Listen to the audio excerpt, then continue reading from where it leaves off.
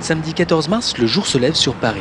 Nous traversons le pont d'Iéna en compagnie de cette très belle Citroën SM de 1972 pour nous rendre quai Branly, où le départ de la 17e édition du Rallye de Paris sera donné à 8 h.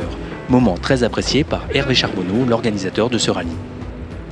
À 7 h, c'est très sympa parce qu'on a en particulier le matin, nous l'équipe, on arrive ici très tôt le matin. Et c'est formidable parce que à partir de 6h30, 7h moins le quart, on entend une voiture arriver, puis une deuxième, puis une troisième. Et autour de 7h15, 7h20, tout d'un coup, il y a des autos en bourdonnant dans tous les sens qui arrivent, qui se joignent. C'est un délai très court parce que finalement, c'est de 7h à 9h. À 9h, moins 10, moins 5, il n'y a plus une voiture ici. Nous, on nettoie le parc. Parmi les épreuves ouvrant la saison, le Rallye de Paris de Rallye Story est devenu un incontournable. Cette 17e édition inaugure à la sortie de l'hiver les pistes des plus prestigieux circuits automobiles, sans oublier les liaisons sur les petites routes de campagne. C'est une aventure qui a toujours été une volonté d'avoir, au sortir de l'hiver, de belles voitures de sport ici au départ de Paris et se dirigeant sur des circuits automobiles connus comme Le Mans, comme Dijon, comme Magny-Cours. Des très belles, très grandes pistes. Cette année, on a l'option ouest avec le circuit Bugatti, donc Le Mans. Le rallye fait étape au Futuroscope et continue après ça sur le circuit du Vigan, qui est un magnifique circuit de plus de 4 km. 200 sportives répondent à l'appel. Le temps d'un week-end, ces passionnés peuvent perfectionner leur pilotage, peaufiner leurs réglages, rôder leur voiture ou tout simplement se faire plaisir. Mais quels sont les critères de sélection ? Alors, il y a déjà deux types de voitures. Il y a les voitures que l'on considère anciennes, donc des années 50 jusqu'aux années 70 en gros. Et après ça, vous avez les voitures contemporaines, mais toujours sur le critère voiture de sport, voiture de grand tourisme, donc de performance.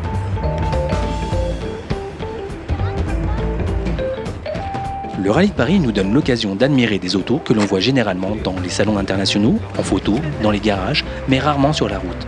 Nous profitons donc de ce moment exceptionnel pour admirer ces anciennes GT aux côtés des contemporaines avant qu'elles ne s'engagent pleinement dans ce rallye.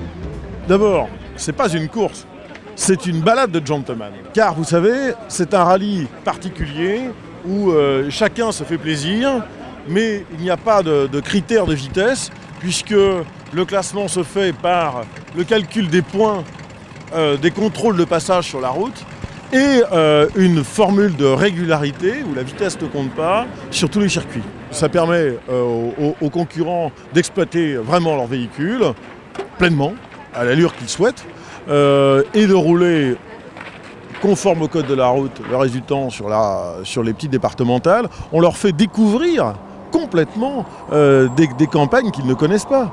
Je dis toujours, ces endroits sont tellement perdus, il n'y a que le facteur qui passe par là, le curé, le représentant des mutuelles agricoles et le rallyman, parce que c'est vraiment des tout petits chemins, donc ils ne peuvent pas aller vite non plus dans ces routes. En plus, ils sont un peu émerveillés le matin. En effet, ce départ de Paris au pied de la Tour Eiffel est toujours aussi somptueux. Tous les concurrents impatients font chauffer leur mécanique dans une ambiance conviviale et bon enfant. Je suis très heureux de prendre ce départ, une fois de plus du Rallye de Paris, comme depuis de nombreuses années. Et cette fois, j'ai décidé de changer de voiture, de ne pas prendre une moderne, mais de prendre une ancienne. C'est une Chevrolet Corvette de 68. Le Rallye de Paris, c'est l'événement de l'année pour le circuit et la conduite sportive sur route ouverte, mais dans les règles. Bien évidemment, ces étapes routières sont des liaisons et non des spéciales. Aucun chronométrage n'est mis en place et la direction de course recommande aux concurrents de respecter le code de la route. Faisons de la maréchaussée nos alliés, mus par la même passion, celle des belles mécaniques vrombissantes.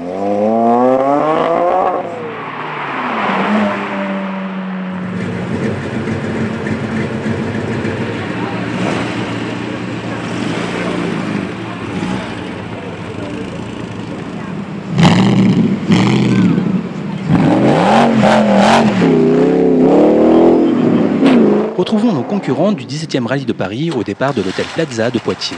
L'équipage de cette Ferrari Dino 246 GT rejoint le départ au milieu d'un parking débordant de voitures d'exception. Ferrari, Maserati, Porsche, Aston Martin, autant de marques toutes aussi prestigieuses les unes que les autres. Mais l'heure est à la mise en route mécanique. Cette Cobra Daytona de 1973 organise un tour de chauffe pour une bonne mise en jambe.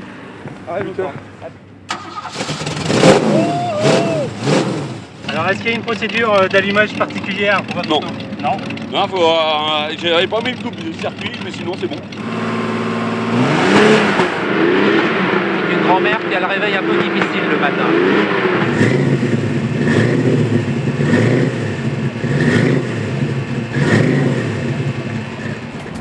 Cette formidable 300 SL Goldwing de 1956 s'engage dans la campagne de la Vienne pour rallier le circuit du Vigan. Au détour de notre route, nous admirons cette extraordinaire Spyker C8 construite entièrement en aluminium motorisée d'un V8 de 4 litres de. Difficile pour nos GT d'exception, comme cette Ferrari 430 Spider, de traverser nos petits villages jalonnés de Dodane. Mais un véritable régal pour nos yeux qui profitent de l'occasion pour la contempler sous toutes les coutures.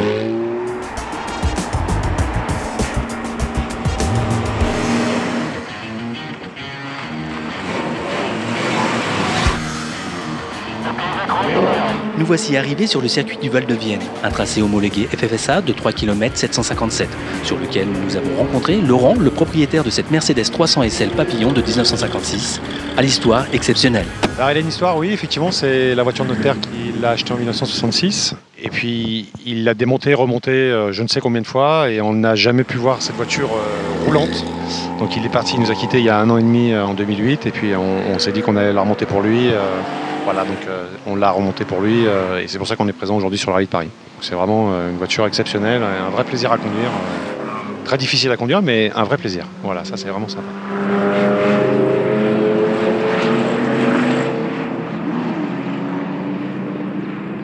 C'est comme à l'accoutumée par une séance d'essais libres que se termine ce Rallye de Paris 2010, 17e édition.